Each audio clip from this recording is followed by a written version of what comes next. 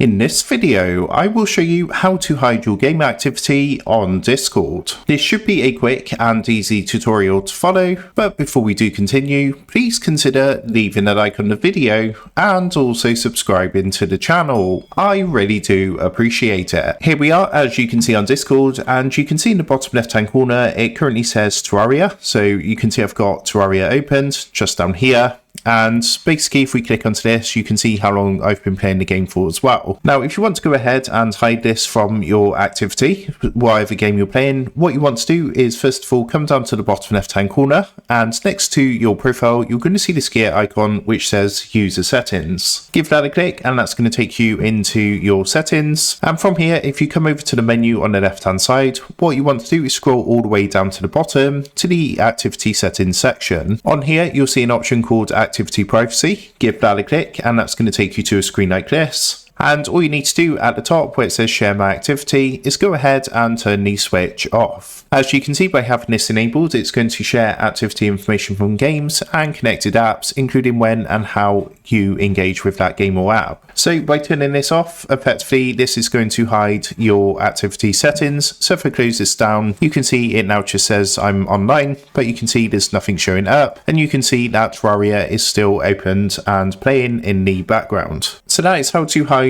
your game activity on Discord. With that being said, I hope this quick tutorial did help you out today. And if this did help you out, I would really appreciate it if you was to consider dropping down below the video, leaving a like, and also subscribing to the channel. With that being said, I just want to take a minute. Thank you guys for watching this quick tutorial, and I will see you in the next video.